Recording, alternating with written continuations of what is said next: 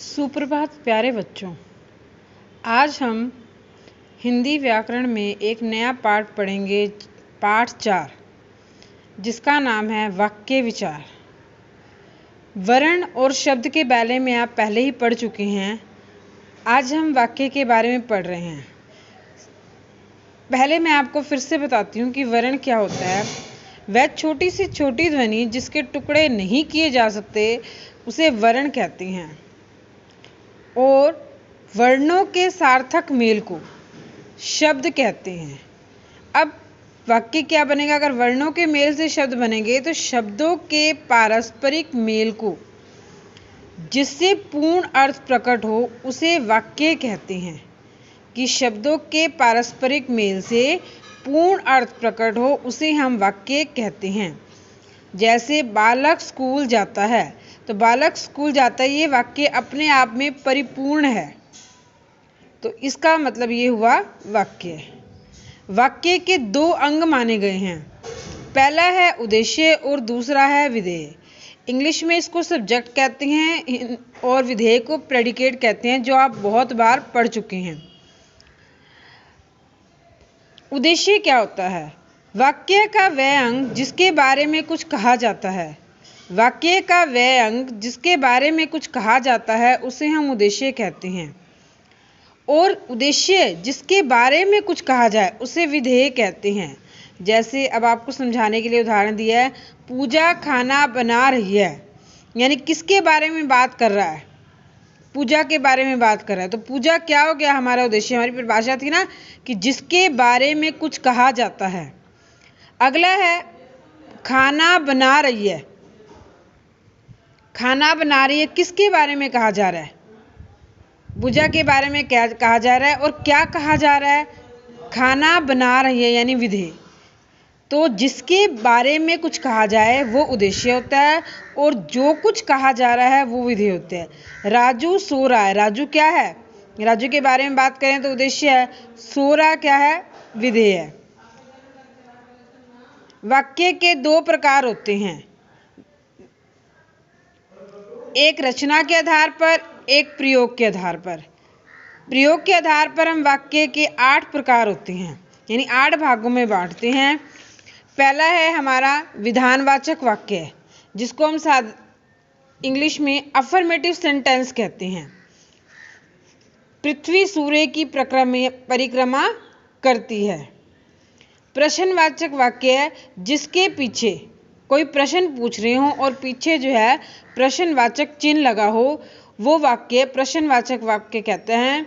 English में इसको कहते हैं इंटेरोगेटिव सेंटेंस, जो आप बहुत बार पढ़ चुके हैं। अगला है निषेधात्मक वाक्य, यानी नेगेटिव सेंटेंस, जिसमें नहीं का प्रयोग होएगा। जो काम नहीं, भी मैंने ये काम नहीं किया या नहीं कर रहा, वो जैसे बूढ़े से नहीं चला जाता या मुझसे खाया नहीं जाता, तो ये निषेधात्मक वाक्य है।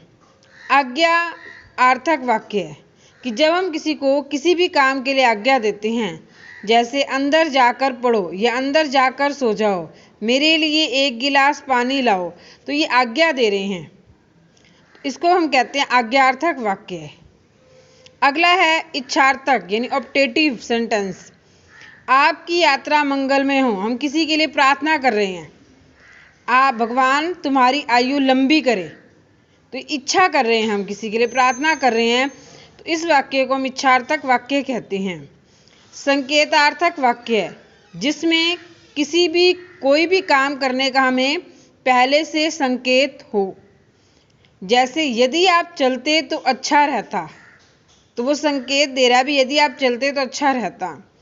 संदेहार्थक वाक्य है कि किसी भी काम करने के बारे में अगर हमें संदेह है, जैसे शायद आज वर्षा होगी, शायद वो कल आएंगे, तो संदेह है, अभी पूरा वाक्य नहीं हो सकता है, तो ये संदेहार्थक वाक्य कहते हैं। विस्मयादि बोधक वाक्य है, जिसको हम इंग्लिश में कहते हैं एक्सक्लेमेटरी सेंटेंस। इसकी पहचान होती है, इसके पीछे एक डंडा, मैंने पहले हिंदी में इंग्लिश में भी करवाए हुए सारे, डंडा नीचे बिंदी लगाते हैं, इसको हम कहते हैं विस्मयादि बोधक वाक्य। आह कितना सुंदर फूल है। आह कितना सुंदर फूल है, ये क्या है? विस्मयादिबोधक वाक्य है। वाह तुम मैच जीत गए। अरे ये क्या हुआ? तो ये सारे जो है विस्मयादिबोधक वाक्य हैं। रचना के आधार पर वाक्य के 3 प्रकार होते हैं: सरल वाक्य, संयुक्त वाक्य, मिश्रित वाक्य। सरल वाक्य में होती है कि इसमें केवल एक ही उद्देश्य और एक ही विधेय होता है, जैसे विशाल पढ़ता है, विशाल उद्देश्य पढ़ता है विधेय। संयुक्त वाक्य, 2 उपवाक्यों के मेल से बने वाक्यों को संयुक्त वाक्य कहते हैं। 2 उपवाक्यों के मेल से बने संयुक्त वाक्यों को संयुक्त वाक्य कहते हैं। जैसे वह पढ़ता है, नौकरी भी करता है, इसको किसने जोड़ा? और ने। तो ये क्या बन गया? सरल वाक्य। यानी ये दोनों उपवाक्य हैं और इनको बीच में और ने जोड़ा है। अगला है मिश्रित वाक्य।